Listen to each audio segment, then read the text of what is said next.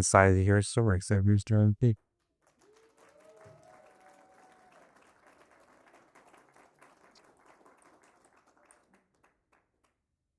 Okay, hi. And I'm Charlie Agnieszka, and I'm definitely an alcoholic. Louis Johnson. Hey, dog. Um. Okay, so I'm just gonna do what it was like, what happened, what had happened, and where we're at now. Um. I am from Elif. If any of you lovely people. Oh, yeah, they good drugs in Elif. Oh, yeah. So that is where I hail from. And that's where I spent most of my young adult life. And I grew up in a home of alcoholics. And I really just thought it was normal and I'm also Cajun. So there's just like, like I kind of have a right to be a drunk. That's just expected. And I was getting like wine and champagne on like my ninth first day, my eighth first day.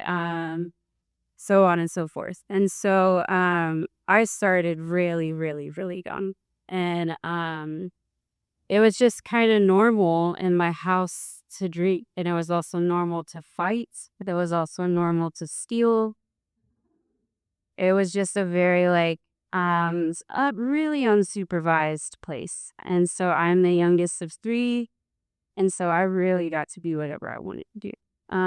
So growing up, I really want to say I think I was like in middle school and we've like mixed Bailey's and gin and Kahlua and really nasty mixture. And I got well, can I cuss? Oh, boots. I got house and broke somebody's entire bathroom in their mansion, and I was like, I had rights. I felt like I could do anything. I really was, well, this feels great, and I don't want this feeling to stop because my home life is, it's just nuts. So like I kind of became known as like the party bad kid pretty early on. My mom would put me into like really, really hardcore Baptist like things to try to straighten me out. And like I just remember we went to this like dance thing. This other girl gave a bunch of guys blowjobs and snuck in Everclear and I got blamed. And it was the first weekend I was sober. Hmm. And I was like, are you kidding me? Like I'm way more bold than that. And so I just kind of have this thing like follow me around, and I was like, you know what? If they want God, I'm gonna give them bad. And I'm also Sagittarius, anyways. But so like I kind of meet up with this girl. Her parents also let us smoke weed and drink a lot, and then we meet Colombians, and boy, are they tasty! And I was just like, this is awesome. And they love, sugar booger. And so like from 12 to 13, I got really involved with them and started dealing for them. And so by ninth grade, I was a full blown dealer. And I mean, I was a white girl that a white girl. And And I was like, and I really still did not see a problem with what was going on. I was like, this is how you live. Like, I'm going to be ghetto Barbie Al Pacino, blah. Spaping tattoos on people's couches and like, then you eat, like, you know what I mean? I was just really in my mode. Um, and so like, I kind of knew of like Tadap and like Lifeway and stuff like that. And we tried it out in West Oaks Mall when I was 14. And I got shot with the booty juice really early on because I like to fight. I'm Twitch. That's just like and so I was introduced to AAs really at 14. And they did like their little meetings and make the little nod. And I was like, this is huge. And so I decided to sell drugs through the whole program, and I got kicked out. Ugh. And they were like, "If you ever sober up, maybe you can come back, but you should not step foot on property." And I was like, "Okay." So I just went back to doing my thing, and 14, 15 got a little messy. My stripper sister who worked at Bay's married a trucker, and he liked ice. And for you that don't know, that is methamphetamine. And so then all of a sudden I like ice. So it progressed really, really quickly. I OD'd on my 60th birthday because I couldn't get what I wanted. And like they were trying to wake me up, I just wouldn't wake up. And so like I think a week after that, I was like, "Oh, I'm okay," and I'm like barely holding down water. And then by week 2, I'm like, "Let's go do that again." Mm. Like and I knew a little bit about you guys, but I just could not wrap my head around. I'm like, I'm too young. There's no way I have this thing. There's just no way. Like, this is just a phase, right? But I kept ending up where other people wouldn't end up. And I kept I always had a stash, or I always had something hidden. And so by 17, I met this really pretty Puerto Rican guy, and he was a really bad G. And I had a string of drug dealer lovers, and it got to the point where I was like running drugs, getting pent out, running, and then I started running illegal firearms in Leaf. Um, and I think the reason why they used me so much is because I wasn't an adult yet, and I couldn't get charged with a lot of felonies. So I would do a little dance, get what I needed to get my high, and that's just the way I lived. So my 17th birthday rolls around. I stole 4 cars. I stole all of his drugs and a lot of money. Because I was like, I don't need, I can do this on my own. I'm Al Pacino Barbie, right? So me and bros knocked him up, and then I kind of had a price on my head. Um, I woke up 4 days later on my mom's couch, and she was like, I also stole a bunch of money from her, and she was like, you can go to rehab or jail. And I was like, go take me to jail. All my friends are in jail. I can get fucked up for you. I knew that. And I woke up at the recept. What is that fucking math? And I was 90 pounds soaking wet, and I had 5 different hair colors. I had a spinner dice belt. I really buy. I was some shit, and so I was walking in the right step, holding my crotch, I don't know what the fuck's going on. And so, I screamed at everybody there, and I told somebody else who's in the program to go F himself, my intake guy, and I was like, fine, fine, fine, I'll dry out. Okay, I'll do whatever. And so they gave me a bunch of Dove chocolate because I was coming down hard. I mean, I had just ran through probably 5 apples, and I was like, "Boss, you're crying, beat me pineapples, get the fuck out my face." And I was just really angry because my pain that I relied on failed me. The thing that used to make me feel invincible, it failed. It just stopped working, and it got so dark. And so, I did my little stint in there for 2 weeks. I tried to fuck one of the doctors to get out of there. Hey, see, Mr. Powers. I was like, good day. Megan. He is stop it. You're fucking it. And I was like, are you sure? Anyways, so I really met you guys there, and they brought means in so we could be educated. And I really, really, really, for the first time, heard the message. I heard that I could live a different life. I heard that it doesn't have to be this way. I don't have to keep using, abusing, and cruising. I just don't have to trash myself and then need more and more. And I really needed to hear that. So, like, the seed was planted. I gained some weight. I washed my hair. I finally dyed it one color when I got out. And then, and then I went to host joke a lot, and, sorry, I've been around a while. It, uh, and I was hitting on this guy because they were, "You have to get a sponsor, you have to get a sponsor." And so, like, I was like, "I'm declined." And so I went and be that honest, like, really butch guy, and I was like, "Hey, you have nice legs. Do you wanna sponsor me? Could you?" And he still has some sexy legs, but, and he was like, nope." And he turned me into my sponsor that I met. Her name was Cheryl Carroll at the time, and she was really prominent at Lambda. And, that woman at the time helped me so much. And, she would pick me up every single day because I was a bro. I mean, I wasn't very employable. I was a glorified drug dealer. I mean, I don't know. I didn't have job skills, you know? And we would go to Lambda, we would go all over town, and I felt really safe. And she was like, if you're willing to go to any lengths, and I mean any length, you don't have to live like this and you don't ever have to pick up again. And I really believed her.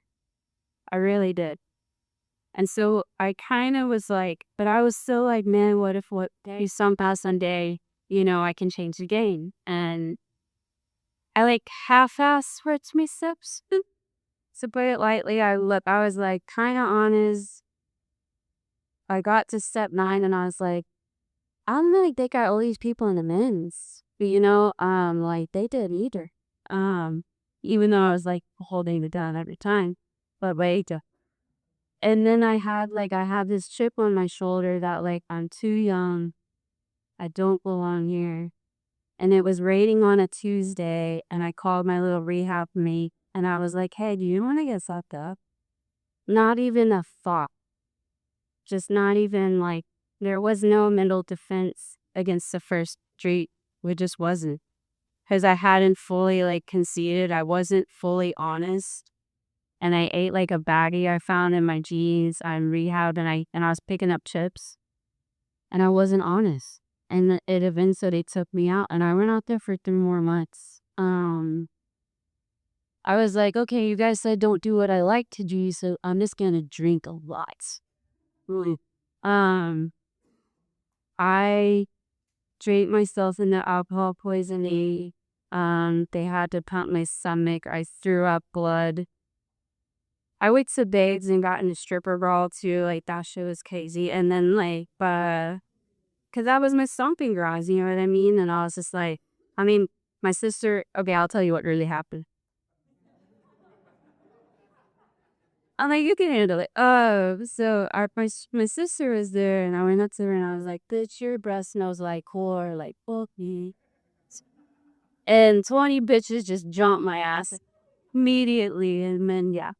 But I still kept going on, and then I met like a EMS guy that was giving me the whipped stuff off the trucks, and I got hit and hooked on stuff. I felt really awful about that, but I was just a mess, and it took 3 months. Okay. And I had a head full of AA and a belly full of goose, and it was so, so dark. And so I started calling I still thought she was my sponsor, even though I realized, I was like, you're still, I don't know. So I watched Night at the Roxbury coming down and like really drunk and be like, it doesn't work. And they'd be like, what is up? Like, get the back. And she was like, what up? She's, and she was like, call me when you're ready. And I was like, okay. So we did about a month of those drunk phone calls. And then one day, like, I was barefoot. It was hot. I was at some like Asian dude's house in Chino, and I was like cutting up lines on the back of his bathroom in his mom's house. They all live at their mom's house, right? And they thought after they and and I took a hit and it didn't work. And I was just stuck with me and my thoughts and my disease. And I don't know if you've ever been there. It is a fucked up place to be. And I was like, oh my God, I can't escape me. And I had this, like, epiphany of, I can't live with this shit or without it, and I'm gonna die. Like, I really felt like I was gonna die if I just kept going on. 'Cause I was like, "Dude, an overdose is just around the corner, I know it."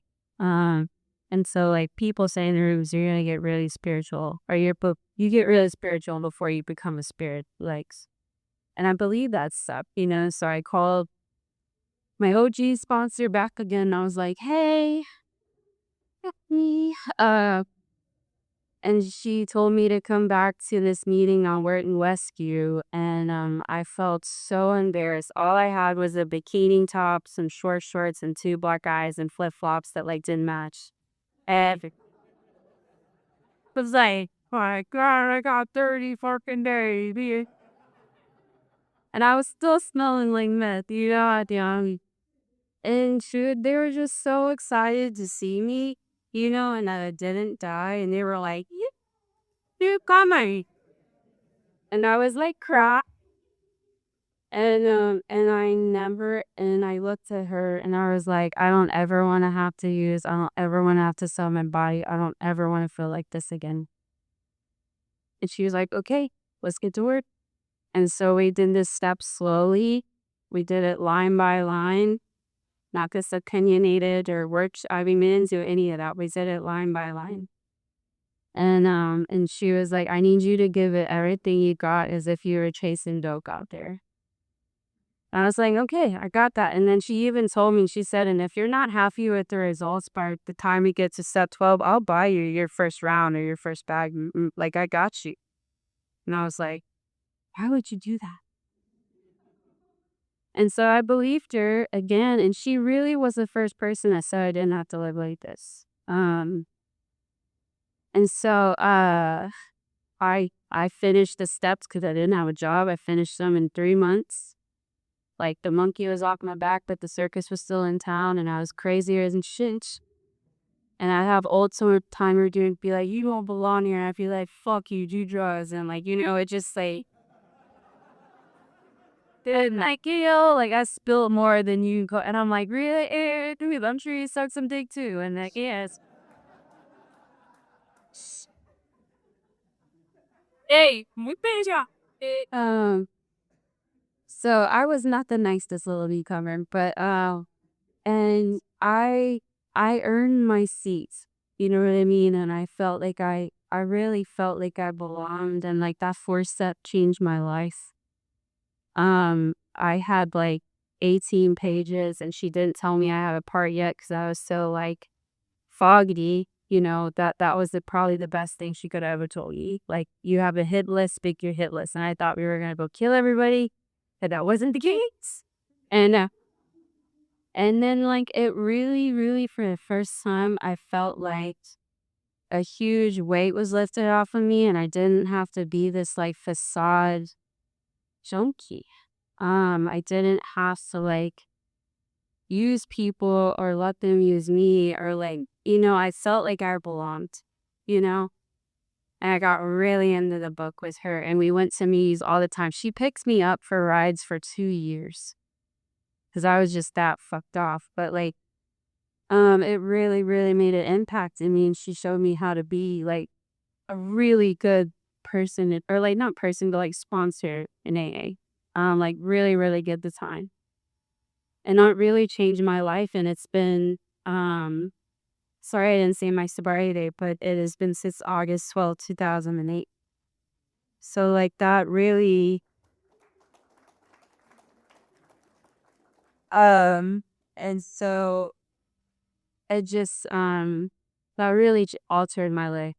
And the steps, like, she taught me how to be close with God even though I hated God, and she said I could believe, like, in the group, and I could believe in, like, the universe, and I could believe in the 4 elements, and, like, I really needed to have a watered down higher power because I haven't shoved that shit down so long.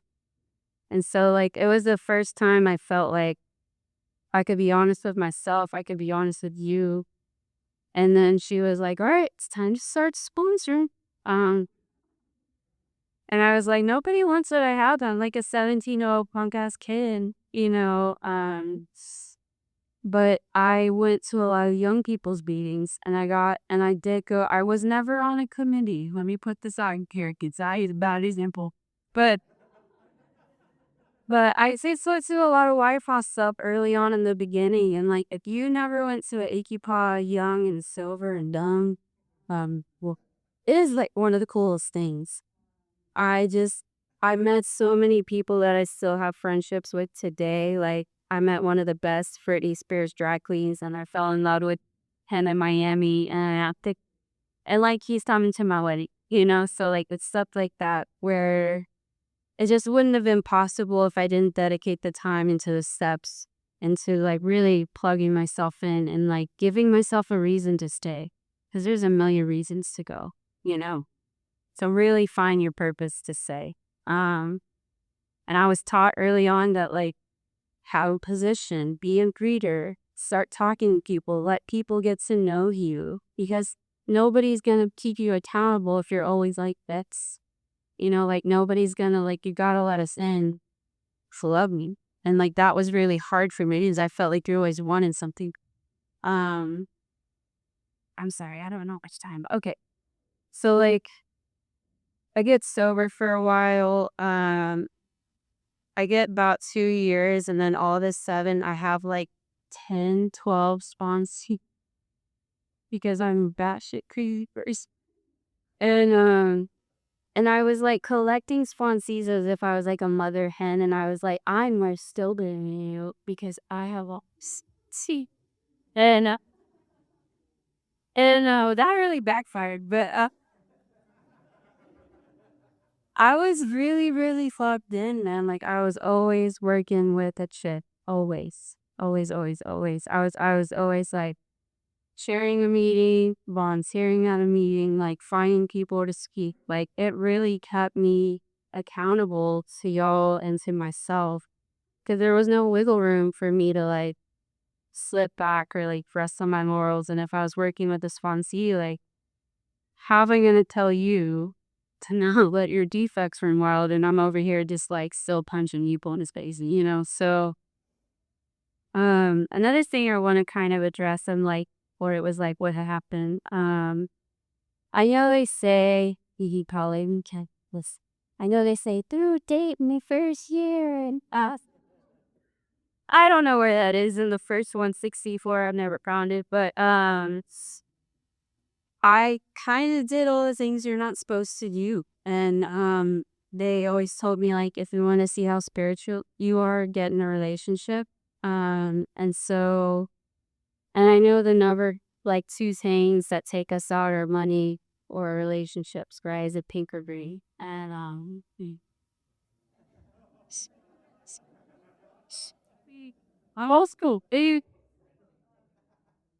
and I was like, "Well, I'm never gonna let a relationship take me out," and, I I was young, okay?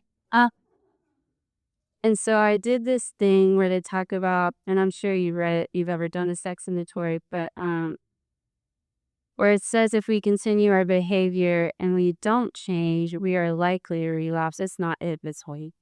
Um, and so I got in a really toxic relationship early on. I think I had like 2 or 3 years, and that person, I mean, we're sick puppies a dear. I don't know why you think it's a good idea, but I'm about to marry one of those. But anyways, so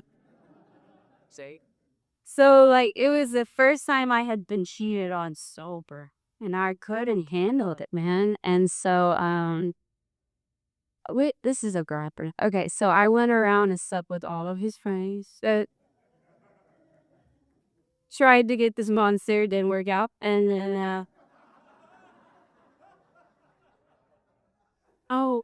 I fired my sponsor. I was like, it's my show. And I was doing the Charlie show for a little while there. And when I tell you, I almost went out over that stuff. And I was, trying to use anything and everything but the steps to change the way that I felt.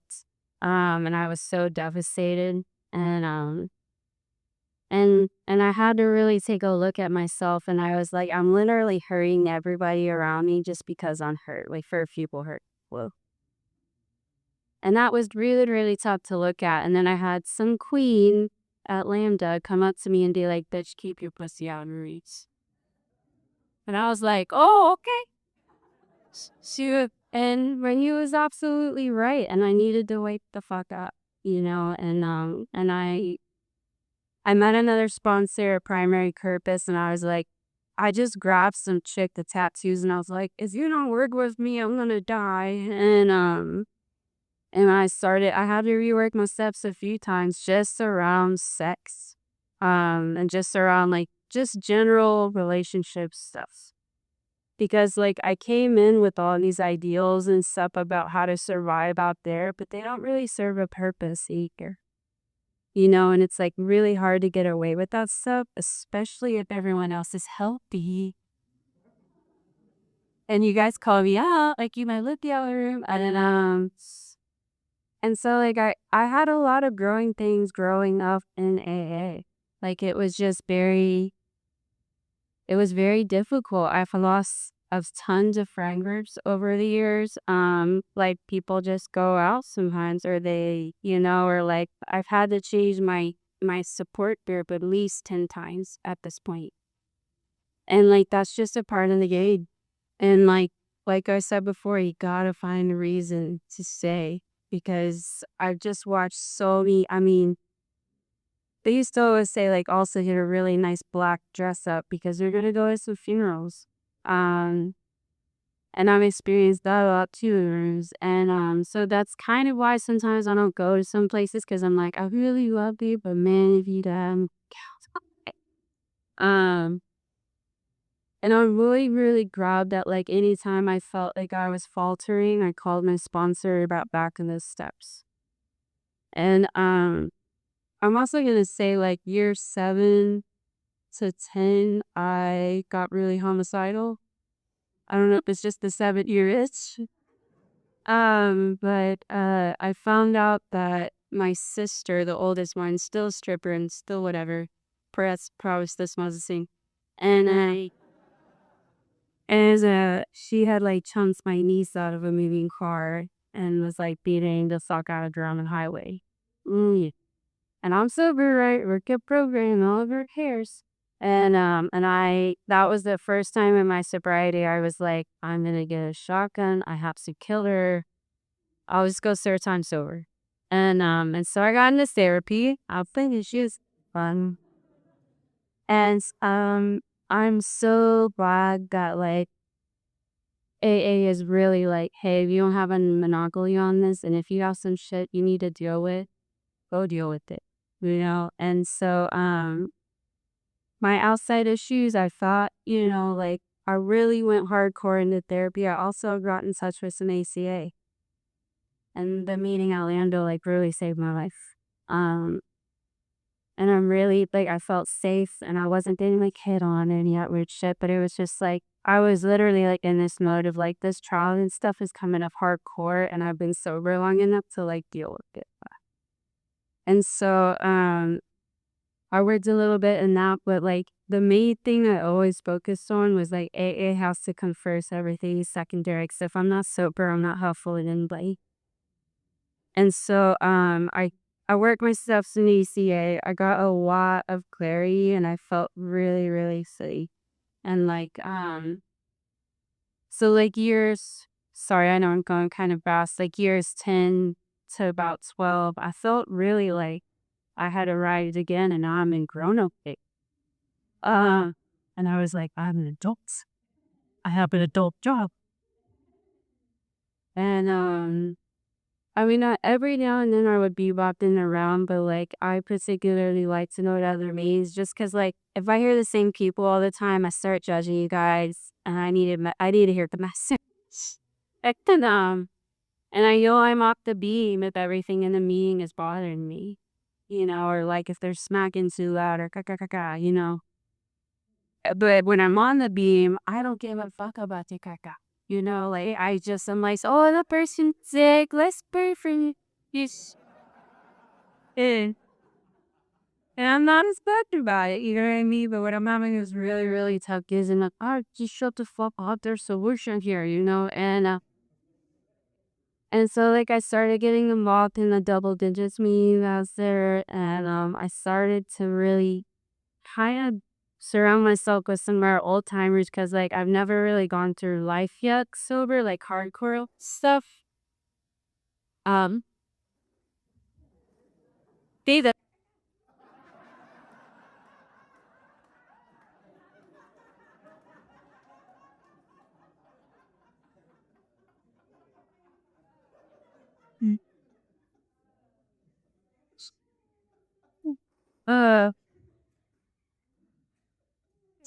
uh where so like I'm gonna get into I know I'm like probably got like a beat. Yeah. Anyways.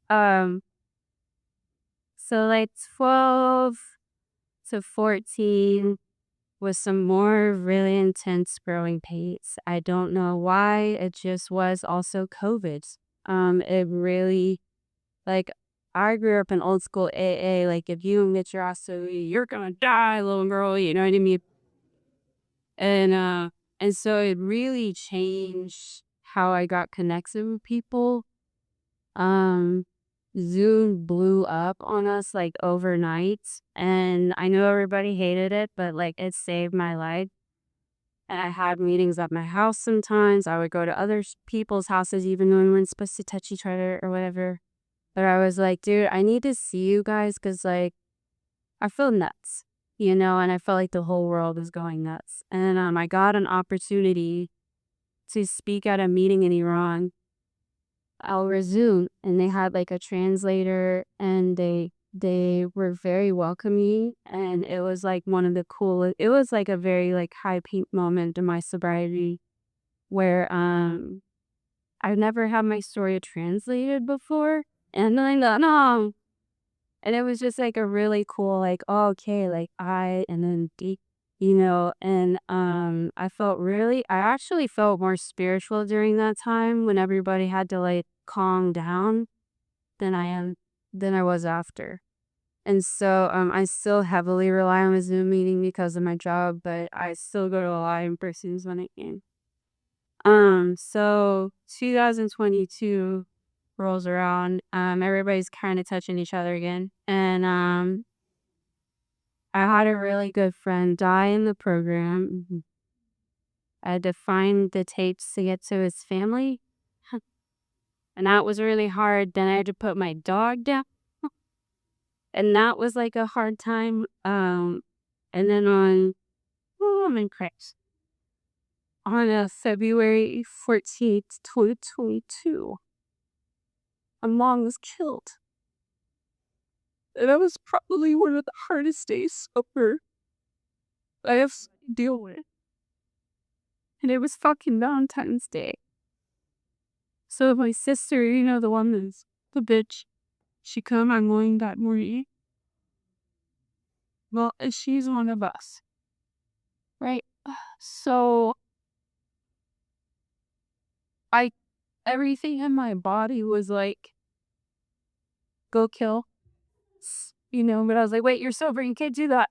Um, and I'm so glad I had all of this like recovery and like being in the herd behind me. And all I did was just like cry a lot and throw up. And I didn't go out and hurt anybody. Um, so like the first person I called was my dad. The second person I called was my sponsor. And she was like, wait a second, what does she know? And I'm like, sorry, you got the nut job over here. But yeah, like it was probably one of the most devastating things in my life. And how do you deal with that for teens? And like I'm supposed to have all these great things, you know, like on paper, my life is really, really good. But on the inside, it just felt like somebody shot me like right in the heart. Um, my mom's also an alcoholic, and so we didn't speak because of ACA, and like that was probably the best thing I could have done at that time. I didn't know what was gonna happen, so um, it was really, really devastating. And then like My grandmother died a month later, also from the same incident. And then my dad 6 months later.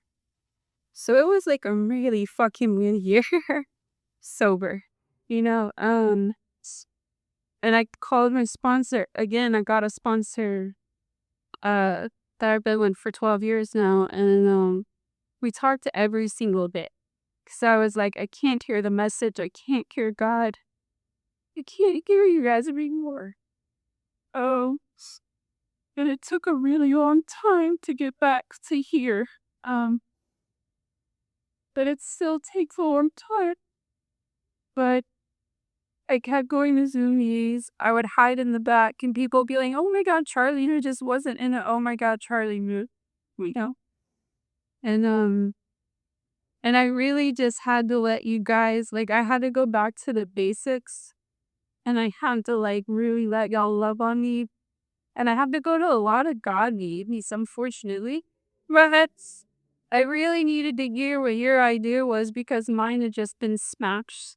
You know what I mean? And so it's weird feeling like you're new when you've been around so long. Um, so it took about a year and a half, a shit ton therapy. I quit my job to take care of my dad, but I saw how my mom's Zep had finished. They were so twisted off in their disease, and my dad had 29 years sober. Mm. So I got to see two totally different funerals. Um, and let me tell you, this is the easier way out. It really is.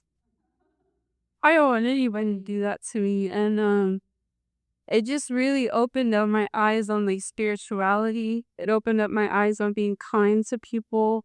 It opened up my eyes on being like nice to the newcomer because you never know what somebody's going through.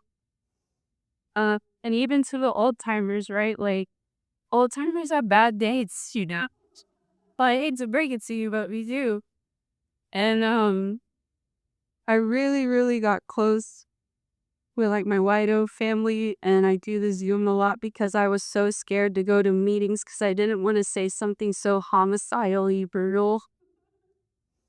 And I was also scared that like if you knew you were gonna judge me and then think that like I don't know, I just was really in my head. And so it took me about a year of isolation to crawl back out and go to like in-person meetings. I really did need a time to just like cocoon, you know, and the safest space for me was AA. This was the only space where I really didn't feel judged.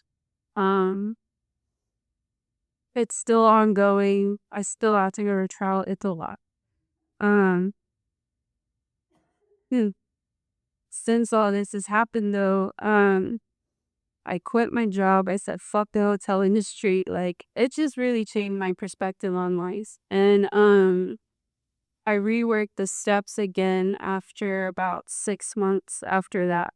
And I was like, if I don't work this step, I'm gonna go hurt somebody. Like for real. And I was like totally willing to go to jail. Like, oh, she's back.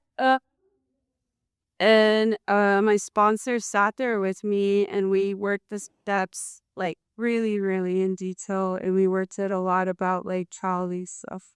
Um And that was probably the most freeing thing that I think I've ever experienced. And then for the first time in my sobriety, there were some things that were not my fault, you know, and that was weird to me because, like, I feel like we're taught it's always our fault, and there's sometimes it really isn't.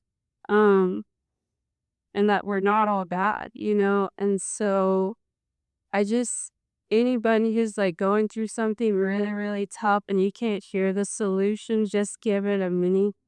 You know, like they always say, like, wait 5 minutes before the miracle, you know, and I just kept waiting, waiting, waiting till I could hear you again. So I did stop sponsoring because like I was a fucking looting too. I'm just being real, I was, you know, and my sponsor just suggested, hey, get really involved in meetings again. Go start sharing. Like if you can't talk, just share.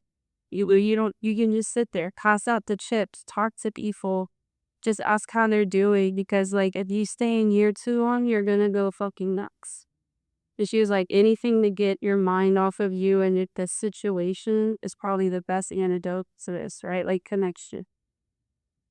And so I really, like, changed my friend group again. I got closer to people who could understand, um, and people who didn't, like, push me to do things I just wasn't willing to do anymore. Um, and it's really, like, changed my whole recovery. And I really do feel like whatever bite or bitchiness I used to have is just it's just snuffed out, man. It just really is. Okay, on to the good stuff. Sorry, I can be to make it all boo. But like during this time I decided to be a flight attendant. I got the dream job of my life. I get to travel the world and like I feel like such an imposter because they knew how bad I used to be. And like, here you go, girl, you let's get you here, see. It's just so weird, and, like, I got hired before my dad passed away, so, like, it was one of our last conversations that I was gonna change careers, and so that really altered my life, and I thought, like, AA was cool here, but man, it's, like, everywhere. It really is. No matter where I go, like, we are there. Um, and it gave me, like, this special pin to wear at work that lets them know that I'm in recovery if anybody's struggling that's on a plane that has a little triangle and it has wings on it. And so, like, it's just like weird shit like that where I'm like, okay, that's God.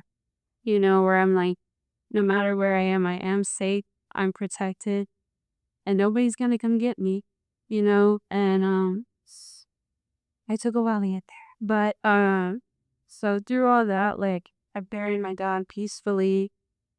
I started a career I love. I'm in a relationship that I almost totally ruined over that stuff. But again, like all that work on sex and love early on really changed the game of how I treat people that I care about when I'm upset.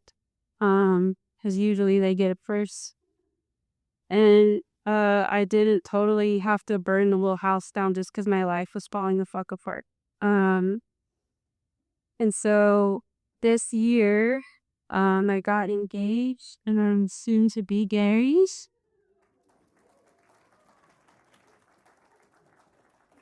And I can't believe it. And he's 8 years younger than me. And five last cakes. And yeah, and he's got 8 years sober and I'm 16 and I'm okay with that today. And I don't try to run this program and he doesn't try to run he could not tell me it in the world. But I like excuse me, us old ladies have been here long years, but and like I really got, just connected and like in the middle of the fucking herd because like this is my safe space and I know what works. And like I just know any time in my life that I'm really, really, really like grinding it out and I feel like it's so dark. Um you guys show up and you're just like, hey, how are you? Like it's so good to see you, or some people think I'm still a newcomer, which I love, and you're like, can you read how it works, young lady? And I'm like, you know? And I love doing that, especially on the outskirts and the buoys. But yeah, man, I try to really like hear the message in all different sorts of places and people because I feel like that's when it brings me back to the basics, and then I can like really hear you guys so clearly. And honestly, some of the newest people I met are more sanely sound and sober than I was at like year 5.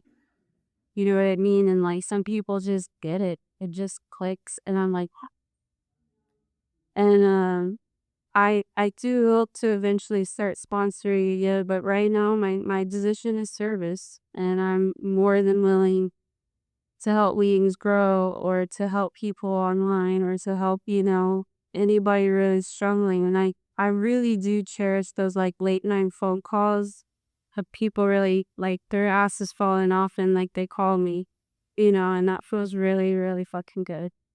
Um, am I over time? No.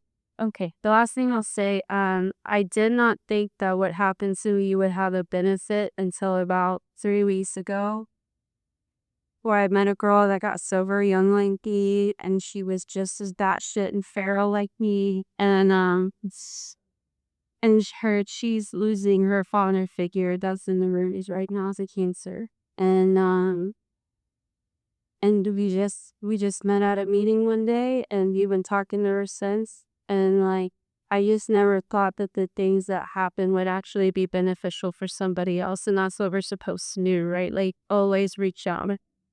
And so yeah, like my life was super fucking cushy, don't get it twisted. But yeah, like there are still some things that are just like on nice turds and these are not happening to me, they're just happening. That's another big one I had to really learn. So I really appreciate you guys letting me be nervous and cry, whatever. But thank you so much for Lambda. You've ever saved my life.